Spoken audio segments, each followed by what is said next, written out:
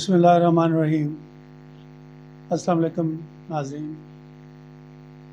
आज हम अपनी 8th व्लॉग शुरू करने वाले हैं, जिसका सब्जेक्ट है पार्लिमानी नुमाइंदों का किरदार। अब हम अपने नुमाइंदे भेजते हैं तकरीबन 3 लाख के वोटर्स पर नेशनल असम्बली में जाते हैं और 1 लाख से कम बेश 1.25 लाख तक ये प्रोविंशियल असम्बली में। अब वहाँ पर एक चीज़ यकीन जो कि इनका है वो ये होना चाहिए कि इनका मुस्बत किरदार जो है वही कौमी मुफाद की पॉलिसियों और अवामी बहबूद का अमीन हो सकता है। They are the people who have to actually maintain the nation and the people.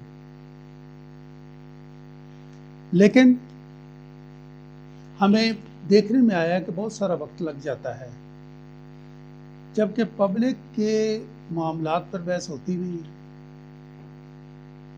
और इसी तरह करके अगर आप एनालिसिस करें तो जो हमारे आइन में भी आई अमेंडमेंट्स लाई गई हैं, उनके पीछे भी बैकग्राउंड जो है उसमें कुछ ज़ाती, कुछ ग्रोही मफादात और कुछ मिली भगत है। ये अफसोस के साथ कहना पड़ता है। और उसकी वजह क्या है? उसकी वजह यह है कि असेंबली में कोशिश की जाती कि ज़्यादा से ज़्यादा अपने लोग ले जाए जाएं। Competent people to make law, to implement the law, to monitor the law, or see that they are being effective with the people, वो हमें कम नज़र आती हैं। चंद चेहरे हैं जो कि हमें असेंबली में बोलते नज़र आते हैं, बाकी सब अपना अपना काम करते हैं, हाथ खड़ा करते हैं, सो जाएं तो बेहतर है, ना है तो कोई मर्जी नहीं है।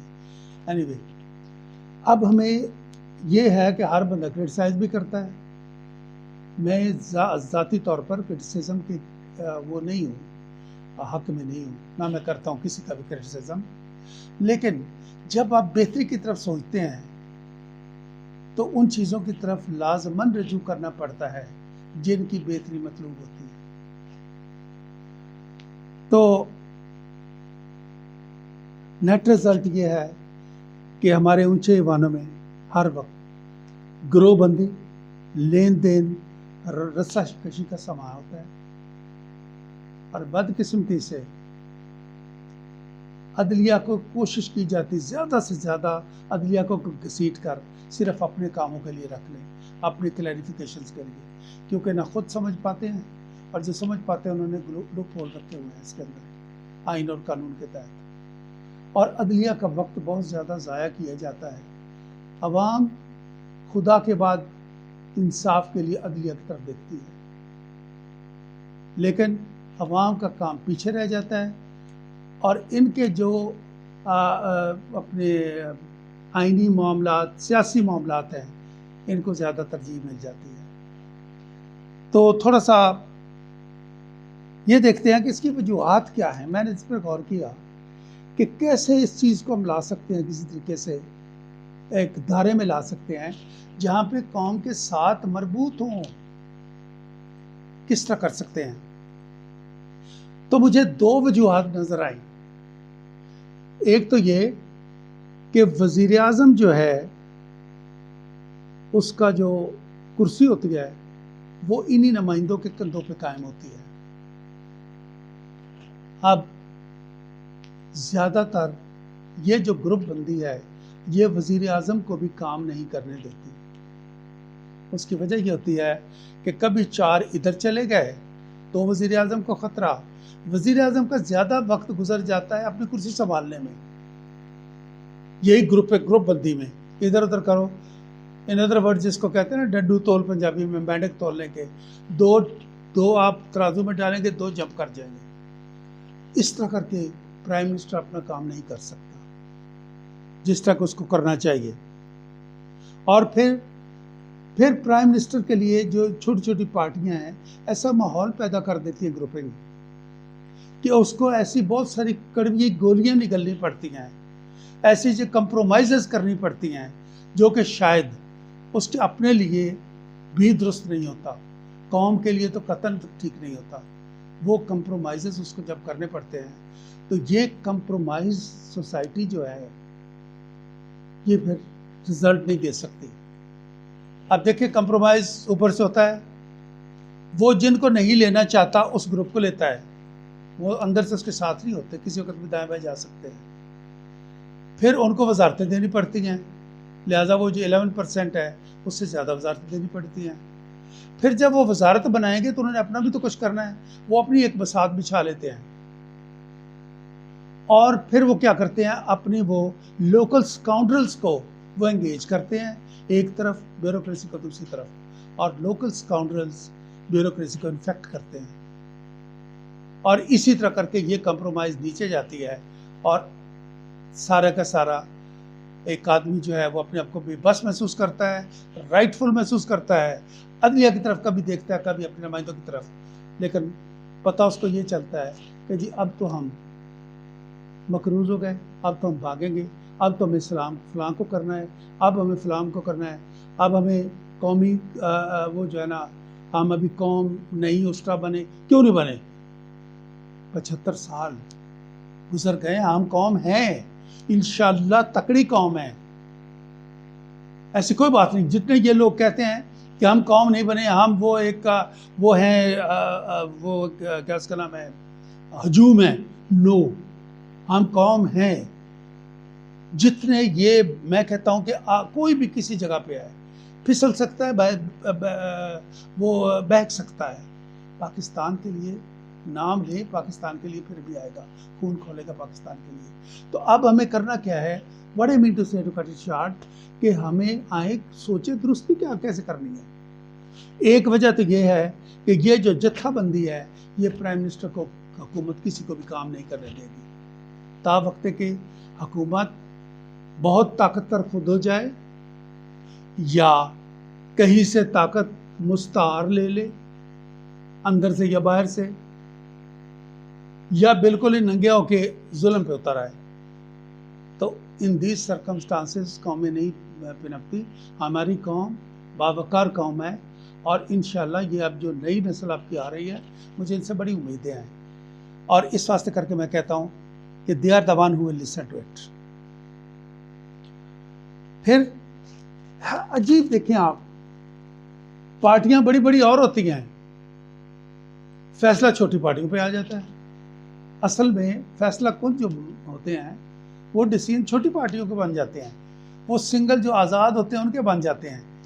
इनको किसी तरीके से चेन डालें, लेट्स डू समथिंग कि ये भी किसी तरीके से काम आ सकें ना। इस तरीके से अवामी नुमाइंदगी का तवाज़ुन बिगड़ जाता है उससे। दूसरी वजह क्या होता है कि मेंबरान पार्लियामेंट जो हैं उनको तरक्याती फंड्स दिए जाते हैं, तरक्याती इन्वर्टेड कॉमर्स में, जो प्रैक्टिकल है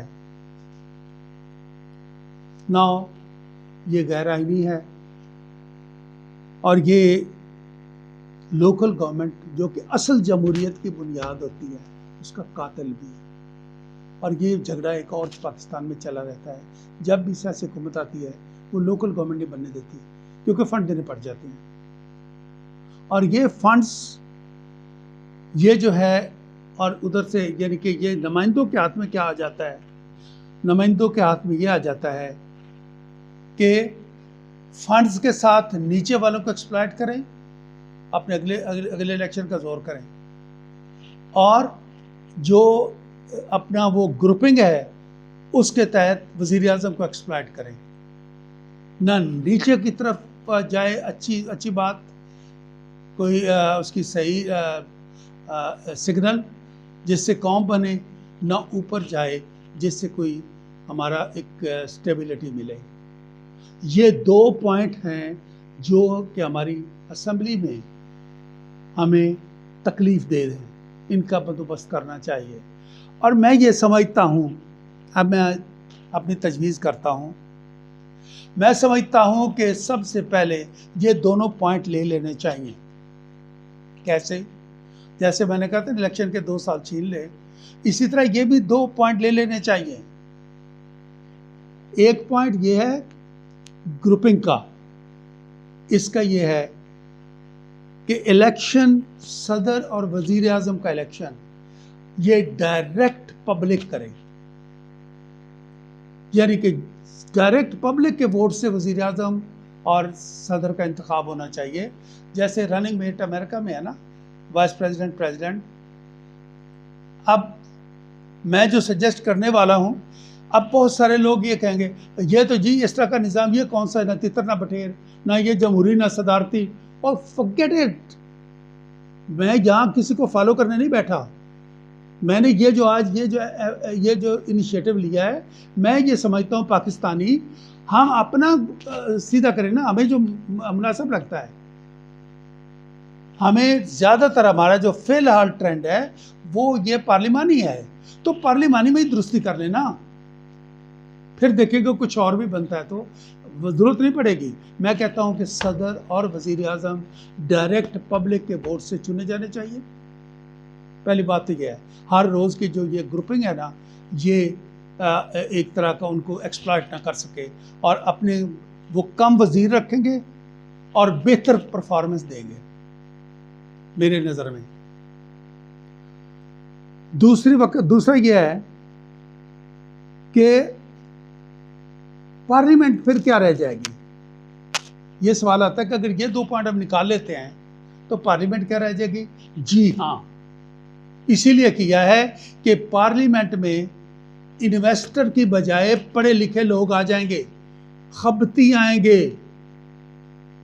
ठीक है, पढ़े लिखे लोग आएंगे, इन्वेस्टर नहीं है ना वो। तो वो क्या करेंगे, वो आकर बेहतर काम करेंगे, क्योंकि उनको इन्वेस्टर वो वाली बात नहीं होगी ना।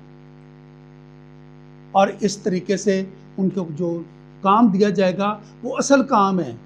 असल काम क्या है? आइन साजी, कानून साजी, कानून की मॉनिटरिंग, फीडबैक, और वज़ीर आज़म और सदर उनकी इम्पीचमेंट बवक्ते ज़रूरत, ये काम असम्बली को दिया जाए। तो आप देखेंगे कि 2 चीज़ें हल होगी। एक तो पढ़े लिखे लोगों के लिए रास्ता खुलेगा, और दूसरा ये है कि जो लोग समझते हैं कि जब तक करोड़ों अरबों रुपए नहीं हो हम नहीं इलेक्शन लड़ सकते, तो उनका भी थोड़ा नीचे आ जाएगा रेट। ये मैं समझता हूँ असम्बली में हमें ये एक तो ये करना होगा कि 2 चीज़ें जो हैं इलेक्शन ये जो है इंश्योर करेगी असम्बली कि जो फंड्स हैं वो लोकल गवर्नमेंट इस्टेब्लिश होती है, और उसके बाद लोकल गवर्नमेंट इस्टेब्लिश होती है, और इस्टेब्लिश होने के बाद फंड्स उन्हीं को दिए जाते हैं। यहाँ पर मैं ये भी कहना चाहूँगा कि अल्लाह के बाद चीफ जस्टिस ऑफ पाकिस्तान जिम्मेदार है इंसानियत का। तमाम ताकतवर जितने भी लोग हैं, जितने भी ओहदे हैं, जितने भी उनके अदारे हैं, वो सारे सब चीज़ों को वो पूछ सकते हैं। लिहाजा खुदा ने उनको इस मर्तबे पर पहुंचाया है, तो अदालत का ये काम है कि वो इससे बेहतर इस पर एक कड़ी नज़र रखे। उसके बाद छोटी पार्टियां जो हैं हुकूमत साजी के वक्त, छोटी पार्टियां और ये जो तनाव, इनको जिसके साथ अलाइनमेंट हो जाती है वो 5 साल तक रहे, लाजिम हो कि वो 5 साल तक उनके साथ रहें, ये तमाशा मत बनाएं। और अगर वो छोड़ना चाहते हैं तो उन पर भी वही फ्लोर क्रॉसिंग का लाल लागू होना चाहिए। हमें स्टेबिलिटी लेनी है, तमाशा बंद करना है। सवाबदीदी जो फंड्स, इसके अलावा भी जो हुक्मरानों के पास होते हैं, और इस तरह करके जो सैंक्शंस होती हैं, इसका नामो निशान मिटा देना चाहिए। कौम का हर रुपया शफाफ तरीके से कौम के सामने खर्च होना चाहिए। और last but not the least, असेंबलियों की सारी कार्रवाई उर्दू में होनी चाहिए, ताकि जो अंदर बैठे हैं वो तो समझ सकें क्या कहा जा रहा है। फिर कौन अंग्रेज यहां अंदर बैठा होता है जिसको आप सुनाते हैं? मैं कहता हूं सारी कार्रवाई असेंबली में होनी चाहिए, उर्दू में होनी चाहिए, और इससे जितने भी जो लेकुनास हैं ये एक ही दफा बैठ के इसको करें और इसको सेट करें, ताकि अदलिया भी अपने तौर पर खुले तौर पर अपना काम कर सके। Thank you very much. इंशाल्लाह अगली व्लॉग पर मुलाकात होगी। शुक्रिया।